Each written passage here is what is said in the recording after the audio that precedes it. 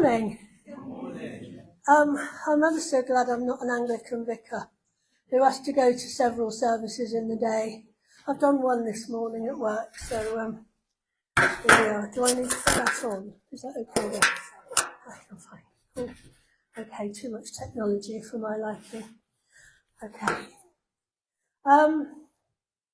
So when I was first asked to give an overview of the book of Esther, I was a bit worried because having read it, I didn't particularly like most of the characters in the book.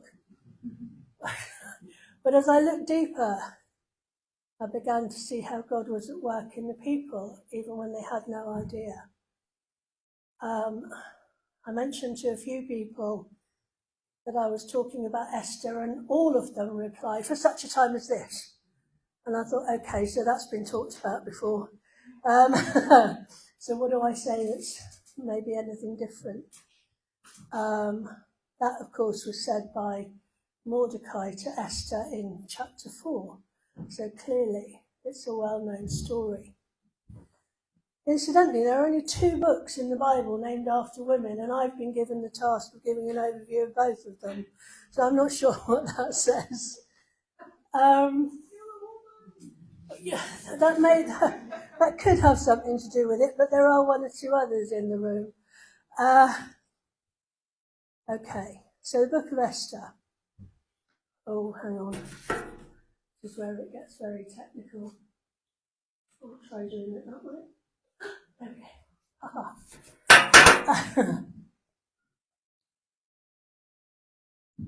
So the book is set about 100 years after the exile of the Babylonians from Judea. And it's about a community of Jews living in the city of Susa, the capital of the ancient Persian Empire. Persia was reigned by King Xerxes, who would have been one of the most powerful men in the world at that time. The heroes of our story are Esther, obviously, Mordecai, both Jews, Xerxes, the king of Persia, and Persian official Haman. Think of a modern-day pantomime. Esther, the beautiful servant girl, her rich, benevolent uncle Mordecai, the king charming, Xerxes, and the villain, Haman, who we can all boo at. Given that the Bible is pretty much the story of God, it's interesting that he isn't mentioned at all in the book of Esther. And yet, as the story unfolds, it becomes quite clear that he's right there in the centre, guiding everything to ensure that everything works together to make our happy ever after, at least for a while. It's inviting us to trust God, that God has it all in hand. We just have to listen and follow his word. It's as simple as that, folks. So chapter 1 and 2, Xerxes, King Charming, throws 2 banquet feasts. Now, if I throw a banquet, it usually lasts a couple of hours. This one was 187 days. What was the point? To show everyone how brilliant he was and what a splendid kingdom he ruled over. I can see some similarities to some world leaders today. Meanwhile, his wife Vashti held a banquet for the women. On day 187, old Xerxes is drunk and commands his wife Vashti to appear at the party because he wants to show her off. She's very beautiful. She refuses to come. Xerxes is furious, consults his closest advisors, who tell him that Vashti's refusal will become known by all women and it will encourage them to disobey their husbands. And there would be no end to the disobedience. They suggested that the king issue a decree that Vashti should never be allowed into the presence of the king again, and her previous position of queen be given to someone who'll do as she's told. And Persian men would be pronounced the masters of their own homes, and everyone should do what they say. It's going well so far, isn't it? So having got rid of Vashti, he obviously needs a new wife. So Xerxes decides the best way to do that is to hold a beauty contest and find a new queen, preferably one that will do as she's told. Esther and Mordecai enter stage left. Esther is given over to Haggai, a eunuch who looked after the king's harem. She gained favour with Haggai and was moved to the best place in the harem and was given special food and beauty treatments. At this point, Esther hides the fact that she's Jewish and she poses as Persian. Her beauty is such that Xerxes is immediately smitten, and she wins the pageant and Xerxes declares her the new queen. Mordecai, who'd been behind Esther's ascent into Persian society, happens to hear two royal guards plotting to kill the king. He tells Esther, who tells the king, and Mordecai gets the credit for saving the king's life. Still no mention of God. Here we go. Chapters 3 to 6. So entering the stage at this point to mass boos from the audience is our villain, Haman. Thank you. He's not Persian either. He's an Agagite, a descendant of the Canaanites. Haman wrangles his way into the king's favour and is elevated to the highest position next to the king. King sends out a decree that everyone should kneel before Haman whenever they meet him. Mordecai wasn't too fond of that idea and he refused to kneel, which infuriated Haman. And when Haman discovered that Mordecai was Jewish, he got his revenge and persuaded the king to make a decree that all the Jews would be killed. Extraordinarily, they decided the date of the killing on the throw of a dice, and they threw a party to celebrate their brilliant plan. Mordecai and Esther are now really the only hope of saving the Jewish people.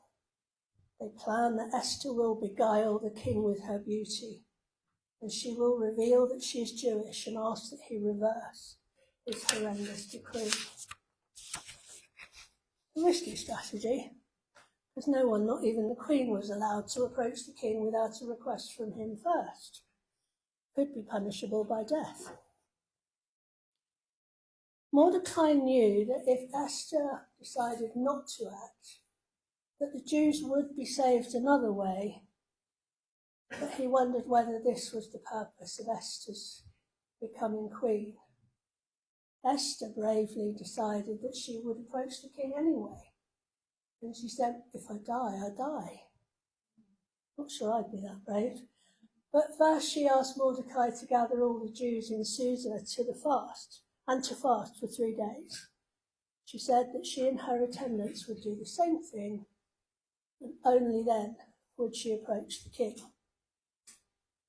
The downfall of the villain. Esther makes her plan. Starts well. When the king, on seeing her approach, held out his gold scepter to her, and he asked what she wanted. And she tells him she's prepared a banquet for him and Haman. After the banquet, the king asks again what is her request. And he said even if she requested half his kingdom, he'd give it to her. She requests that they return for an even more exclusive banquet the next day. She told him after that banquet, she would tell him what her real request was. But Haman has a great time, gets drunk, was feeling pretty pleased with himself until he met Mordecai in the street, who once again refused to kneel. Haman was so mad, he ordered a 75-foot stake to be built, so Mordecai could be impaled on it the next day. Not looking good for Mordecai at this point, but things were about to change. Into chapter 6. That night the king can't sleep, and he orders the royal chronicles to be read out to him. The readings revealed the time that Mordecai had saved his life from the plot by the guards, which the king had forgotten about. The king asked what honours had been given to Mordecai for saving him, and his attendants said nothing, he got nothing. Then to Haman, who was about to request the execution of Mordecai, when the king asked him what should be given to a man the king would like to honour, Haman, being a vain person, thought the king wanted to honour him. So he said, well, I'd dress him in the richest of robes, give him the king's best horse and lead him through the streets, proclaiming what a great man he is. Of course, the king orders that Haman give that honour to Mordecai for saving his life. But that went well for Haman. He's then forced to parade Mordecai around the city on the king's best horse. And that begins the downfall of Haman and Mordecai's rise to power. And we move to chapters 7 and 8. Back to Esther, who hosts the second banquet.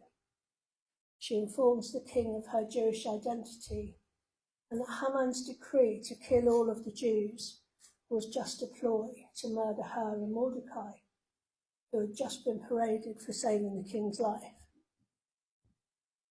The king once again drinks a lot of wine and flies into a rage. He really ought to think about the effect drink has on him. And he orders Haman to be impaled on the stake that he had made for Mordecai. However, the decree to kill the Jews still stood.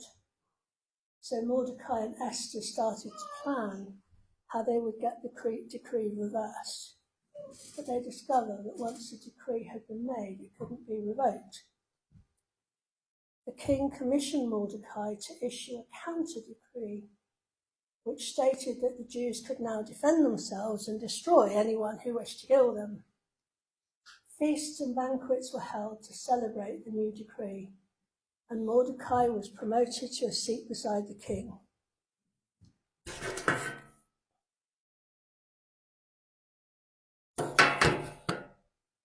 The day of the original decree arrives, and the Jews triumphed over their enemies.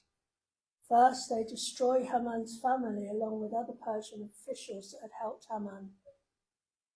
The next day was when the Jewish people were able to destroy those who had plotted against them. Followed more celebrations. And after this, Esther and Mordecai established another decree that this great reversal would be memorialized by an annual 2-day feast called Purim, which is named after the dice that Haman threw to choose the date of the executions. Purim is also called the Feast of Esther. Finally, Mordecai is promoted to second in command in the kingdom, and the bookends tell us how great a leader he was as Jews began to thrive in their exile. So apart from the pantomime or soap opera of the story, what's happening? What's the point? It doesn't openly give the glory to God. As I said before, he wasn't even mentioned in the whole book. But it's an interesting sort of way of doing things. Chapter 1, we had the king's splendour, his feasts and decrees. And at the other end, at chapter 10, we had Mordecai's splendour, feasts and decrees. And then chapter 2, Mordecai and Esther saved the king. In chapter 9, they saved the Jewish people. In chapter 3, it does work, Haman's rise, decree and banquet. And chapter 8 was Mordecai's rise, decrees and banquet. Chapters 4 and 8, Esther and Mordecai are planning. And chapters 5 and 7, they form a frame around the biggest reversal in the story, which was chapter 6 of Haman's humiliation and fall, and Mordecai's victory and rise again. So it's really actually a cleverly written story. But it's not just about a cleverly written tale. It's about people who are not particularly moral or faithful in their lives. There's a lot of drinking, a lot of anger, rage, sex and murder. And our heroes, Mordecai and Esther, are not exactly exempt from this behaviour, or some of it. They don't particularly follow the rules or commands in the Torah. So we're not looking at impeccable characters here. Their actions aren't condoned either. They are, however, put forward as models of hope and trust in the midst of what must have been terrifying times. Does the fact that God is never mentioned mean that he doesn't play a part? Of course not. Has he left the people while they're in exile? Of course not. It shows us that God can work with us when we're not perfect or moral or faithful. He can and does use us even when we're not living a very godly life.